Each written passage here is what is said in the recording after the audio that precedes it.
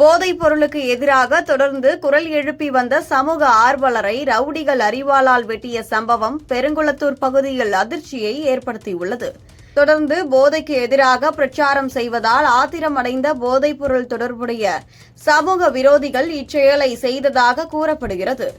இந்திய ஜனநாயக வாலிபர் சங்கம் தென்சென்னை மாவட்டம் தாம்பரம் பகுதி பெருங்களத்தூர் தேவதேவன் நகர் கிளை தலைவர் சோழன்மணி தாமஸ் சமூக விரோதிகள் மற்றும் போதைப்பொருள் விற்பனை கும்பலால் வெட்டப்பட்டு பெரும் காயங்களுடன் சிகிச்சை பெற்று வருகிறார்.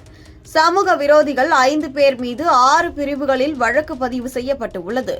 ஆனால் இன்னும் யாரும் கைது செய்யப்படவில்லை. தமிழ்நாடு அரசு மற்றும் காவல்துறை தலையிட்டு சட்டப்படி உரிய நடவடிக்கை எடுக்க வேண்டும் என பாதிக்கப்பட்ட தரப்பினர் கூறி வருகின்றனர். திமுக ஆட்சிக்கு வந்த பிறகு தமிழ்நாட்டில் கஞ்சா பயன்பாடு மற்றும் விற்பனை கணிசமாக அதிகரித்து இருப்பதாக பொதுமக்கள் குற்றம் சாட்டுகின்றனர். தமிழ்நாட்டில் கஞ்சா எளிதில் கிடைப்பதாகவும் இதனால் இளைஞர்கள் மத்தியில் போதை பழக்கம் பரவுவதாகவும் குறிப்பாக கல்லூரி மாணவர்கள் மற்றும் இளைஞர்கள் கஞ்சாவிற்கு அடிமையாகி குற்ற செயல்களில் ஈடுபடுவது அதிகரித்து இருப்பதாக செய்திகள் வெளியாகின்றது. மேலும் கஞ்சா பயன்பாடு தொடர்பாக எதிர்ப்பு தெரிவித்தவர்கள் மீது தாக்குதல்கள் நடத்துவதும் வாடிக்கையாகியுள்ளது. திமுக ஆட்சி திராவிட மாடலை சமூக நீதி மற்றும் மக்கள் நலத்தின் அடிப்படையில் முன்னிறுத்துகிறது. ஆனால் கஞ்சா பழக்கம் மற்றும் ரவுடித்தனத்தை கட்டுப்படுத்துவதில் தோல்வியடைந்து இருப்பதாக கூறப்படுகிறது.